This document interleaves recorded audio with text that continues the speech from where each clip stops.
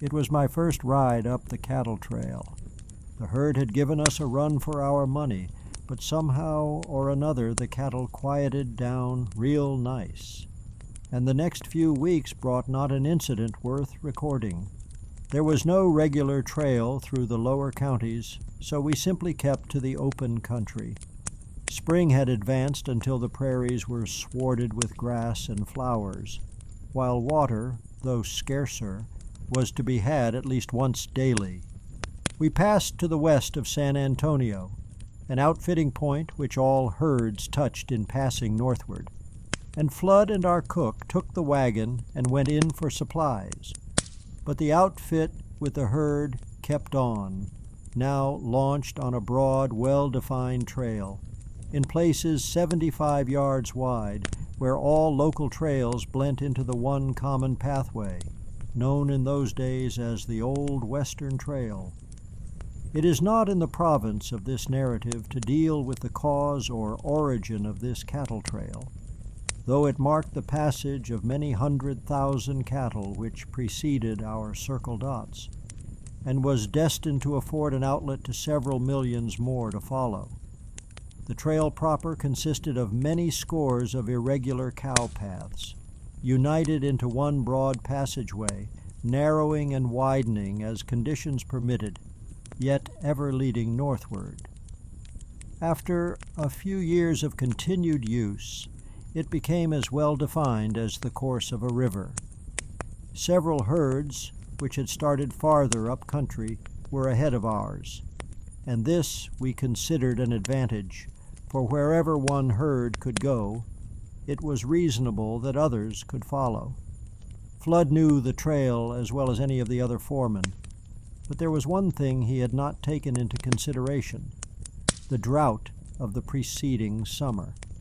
True, there had been local spring showers, sufficient to start the grass nicely, but water in such quantities as we needed was growing daily more difficult to find. The first week after leaving San Antonio, our foreman scouted in quest of water a full day in advance of the herd. One evening he returned to us with the news that we were in for a dry drive, for after passing the next chain of lakes, it was 60 miles to the next water, and reports regarding the water supply even after crossing this arid stretch were very conflicting. The foreman told us that even though he knew every foot of the trail through there's several things that looked scaly. There were only 5 herds ahead of us, and the first 3 went through the old route, but the last 2, after passing Indian Lakes, for some reason or other turned and went westward. These last herds, he indicated, may be stock cattle pushing out west to new ranges, but he didn't like the outlook. He told us it would take 2 days to ride across and back, and by that time we could be 2/3 of the way through. He said he had made that drive before without a drop of water on the way, and wouldn't dread it now if there was any certainty of water at the other end. We reckon there's nothing to do but tackle her, but it was a hell of a country. We had ridden 50 miles that day without never seeing a soul. The Indian Lakes, some 7 in number, were natural reservoirs with rocky bottoms and about a mile apart. We watered at 10 o'clock the next day, and by night camped 15 miles on our way. There was plenty of good grazing for the cattle and horses, and no trouble was experienced the first night. McCann had filled an extra 20-gallon keg for this trip. Water was too precious an article to be lavish with, so we shook the dust from our clothing and went unwashed. This was no serious deprivation, and no one could be critical of another, for we were all equally dusty and dirty. The next morning by daybreak, the cattle were thrown off the bed ground and started grazing before the sun could dry out what little moisture the grass had absorbed during the night.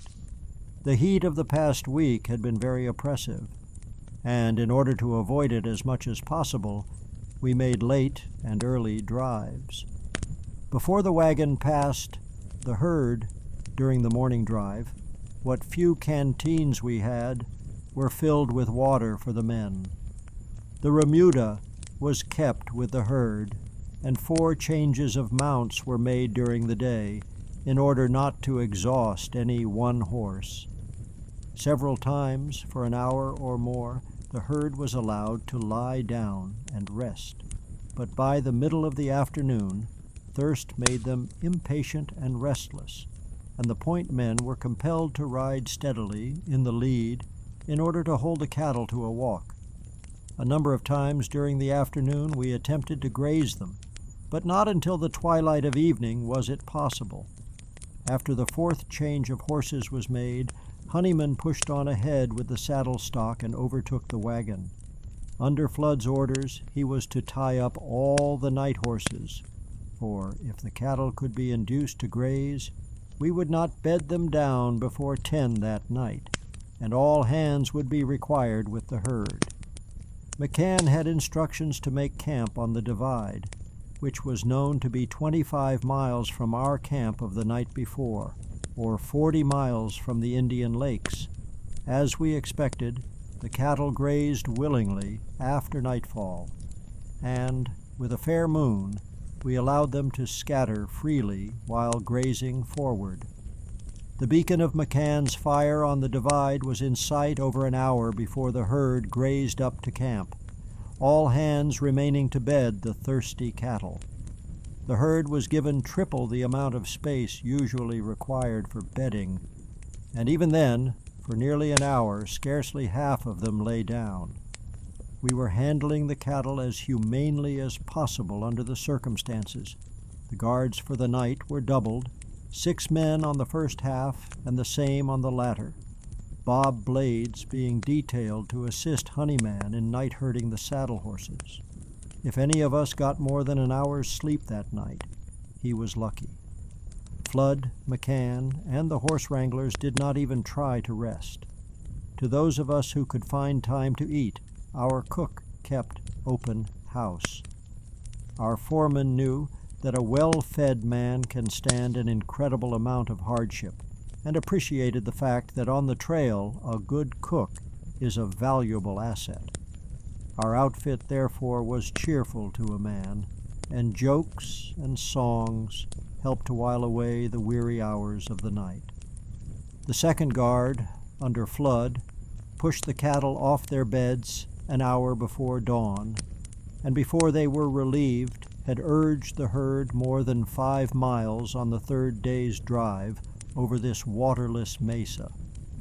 In spite of our economy of water, after breakfast on this 3rd morning, there was scarcely enough left to fill the canteens for the day.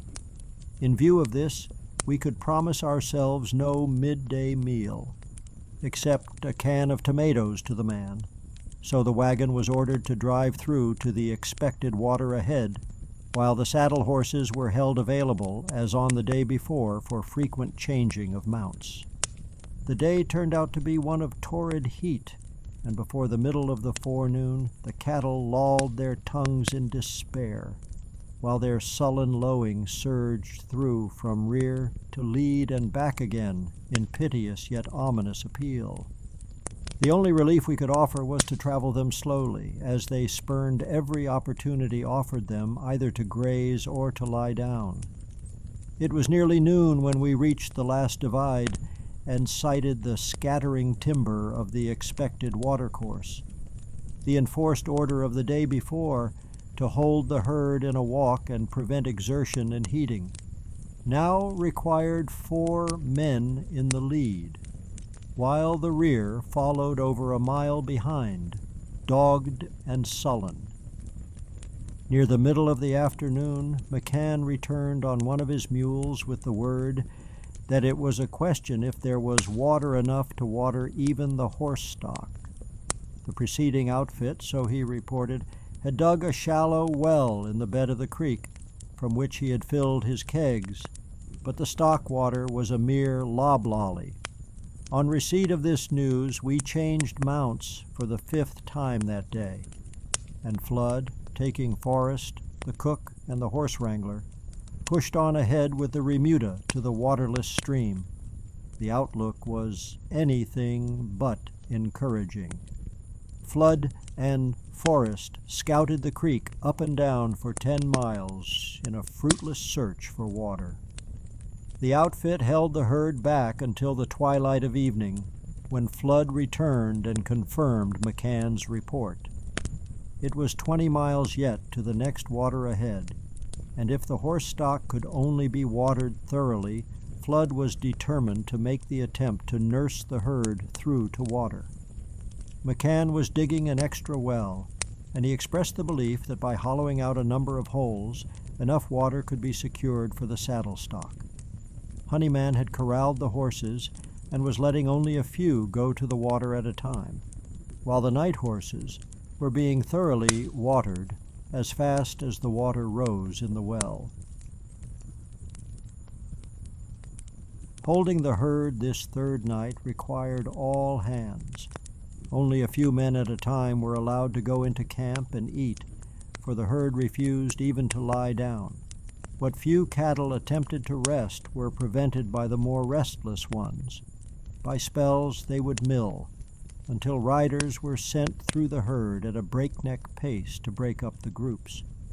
During these milling efforts of the herd, we drifted over a mile from camp, but by the light of moon and stars and the number of riders, scattering was prevented. As the horses were loose for the night, we could not start them on the trail until daybreak gave us a change of mounts, so we lost the early start of the morning before. Good cloudy weather would have saved us, but in its stead was a sultry morning without a breath of air, which bespoke another day of sizzling heat. We had not been on the trail over 2 hours before the heat became almost unbearable to man and beast. Had it not been for the condition of the herd, all might yet have gone well, but over 3 days had now elapsed without water for the cattle, and they became feverish and ungovernable. The lead cattle turned back several times, wandering aimlessly in any direction, and it was with considerable difficulty that the herd could be held on the trail. The rear overtook the lead, and the cattle gradually lost all semblance of a trail herd. Our horses were fresh, however, and after about 2 hours' work, we once more got the herd strung out in trailing fashion. But before a mile had been covered, the leaders again turned, and the cattle congregated into a mass of unmanageable animals, milling and lowing in their fever and thirst. The milling only intensified their sufferings from the heat, and the outfit split and quartered them again and again in the hope that this unfortunate outbreak might be checked. No sooner was the milling stopped than they would surge hither and yon, sometimes half a mile, as ungovernable as the waves of an ocean. After wasting several hours in this manner, they finally turned back over the trail, and the utmost efforts of every man in the outfit failed to check them. We threw our ropes in their faces, and when this failed, we resorted to shooting. But in defiance of the fusillade and the smoke, they walked sullenly through the line of horsemen across their front. 6 shooters were discharged so close to the leaders' faces as to singe their hair. Yet, under a noonday sun, they disregarded this and every other device to turn them, and passed wholly out of our control. In a number of instances, wild steers deliberately walked against our horses, and then, for the first time, a fact dawned on us that chilled the marrow in our bones. The herd was going blind. The bones of men and animals that lie bleaching along the trails abundantly testify that this was not the first instance in which the plain had baffled the determination of man. It was now evident that nothing short of water would stop the herd, and we rode aside and let them pass. As the outfit turned back to the wagon, our foreman seemed dazed by the sudden and unexpected turn of affairs, but rallied and met the emergency. "There's "But one thing left to do," said he, as we rode along, "and that is to hurry the outfit back to Indian Lakes. The herd will travel day and night, and instinct can be depended on to carry them to the only water they know. It's too late to be of any use now, but it's plain why those last 2 herds turned off at the lakes. Someone had gone back and warned them of the very thing we've met. We must beat the herd to the lakes, for water is the only thing that will check them now. It's a good thing that they are strong, and 5 or 6 days without water will hardly kill any." He continued, indicating it was no vague statement of the man who said that if he owned hell and Texas, he'd rent Texas and live in hell. For if this isn't Billy Hell, I'd like to know what you call it. We spent an hour watering the horses from the wells of our camp of the night before, and about 2 o'clock started back over the trail for Indian Lakes. We overtook the abandoned herd during the afternoon. They were strung out nearly 5 miles in length, and were walking about a 3-mile gait. 4 men were given 2 extra horses apiece, and left to throw in the stragglers in the rear, with instructions to follow them well into the night, and again in the morning, as long as their canteens lasted. The remainder of the outfit pushed on without a halt, except to change mounts, and reached the lakes shortly after midnight. There we secured the first good sleep of any consequence for 3 days.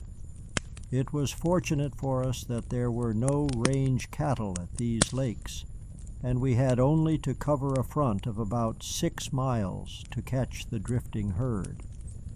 It was nearly noon the next day before the cattle began to arrive, at the water holes in squads of from 20 to 50. Pitiful objects as they were, it was a novelty to see them reach the water and slack their thirst.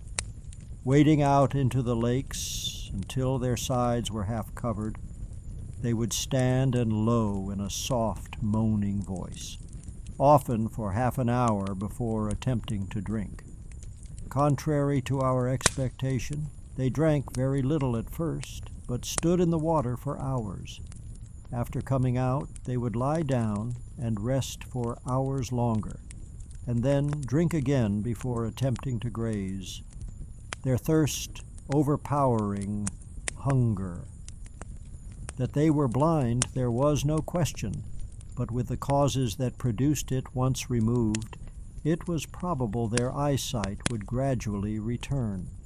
By early evening the rear guard of our outfit returned and reported the tail end of the herd were some 20 miles behind when they left them. During the day not over 1,000 had reached the lakes, and towards evening we put these under herd and easily held them during the night. All 4 of the men who constituted the rear guard were sent back the next morning to prod up the rear again, and during the night at least 1,000 more came into the lakes, which held them better than 100 men. With the recovery of the cattle, our hopes grew, and with the gradual accessions to the herd, confidence was again completely restored. Our saddle stock, not having suffered as had the cattle, were in a serviceable condition, and while a few men were all that were necessary to hold the herd, the others scoured the country for miles in search of any possible stragglers which might have missed the water. During the forenoon of the 3rd day at the lakes, Nat Straw, the foreman of Ellison's first herd on the trail, rode up to our camp. He was scouting for water for his herd, and when our situation was explained and he had been interrogated regarding loose cattle, gave us the good news that no stragglers in our road brand had been met by their outfit. This was welcome news, for we had made no count yet, and feared some of them, in their locoed condition, might have passed the water during the night. Our misfortune was an ill wind by which Straw profited, for he had fully expected to keep on by the old route. But with our disaster staring him in the face, a similar experience was to be avoided. His herd reached the lakes during the middle of the afternoon, and after watering, turned and went westward over the new route taken by the two herds which preceded us. He had a herd of about 3,000 steers and was driving to the Dodge market. After the experience we had just gone through, his herd and outfit were a welcome sight. Flood made inquiries after Lovell's second herd, under my brother Bob as foreman, but Straw had seen or heard nothing of them, having come from Goliad County with his cattle. After the Ellison herd had passed on and out of sight, our squad, which had been working the country to the northward, over the route by which the abandoned herd had returned, came in with the information that that section was clear of cattle and that they had only found 3 head dead from thirst. On the 4th morning, as the herd left the bed ground, a count was ordered, and to our surprise we counted out 26 head more than we had received on the banks of the Rio Grande a month before. As there had been but one previous occasion to count, the number of strays absorbed into our herd was easily accounted for by Priest. If a steer herd could increase on the trail, why shouldn't ours? That had over 1,000 cows in it. The observation was hardly borne out when the ages of our herd were taken into consideration. But 1882 in Texas was a liberal day in generation, and cattle stealing was too drastic a term to use for the chance gain of a few cattle, when the foundations of princely fortunes were being laid with a rope and a branding iron. In order to give the Ellison herd a good start of us, we only moved our wagon to the farthest lake and went into camp for the day. The herd had recovered its normal condition by this time, and of the troubles of the past week not a trace remained. Instead, our herd grazed in leisurely content over 1,000 acres, while with the exception of a few men on herd, the outfit lounged around the wagon and beguiled the time with cards. We had undergone an experience which my bunkie, the Rebel, termed an interesting incident in his checkered career, but which not even he would have cared to repeat. That night, while on night herd together, the cattle resting in all contentment, we rode one round together, and as he rolled a cigarette, he gave me an old war story. They used to tell the story in the army that during one of the winter retreats, a cavalryman riding along in the wake of the column at night saw a hat apparently floating in the mud and water. In the hope that it might be a better hat than the one he was wearing, he dismounted to get it. Feeling his way carefully through the ooze until he reached the hat, he was surprised to find a man underneath and wearing it. "Hello, comrade," he sang out. "Can I lend you a hand?" "No, no," replied the fellow. "I'm all right. I've got a good mule yet under me,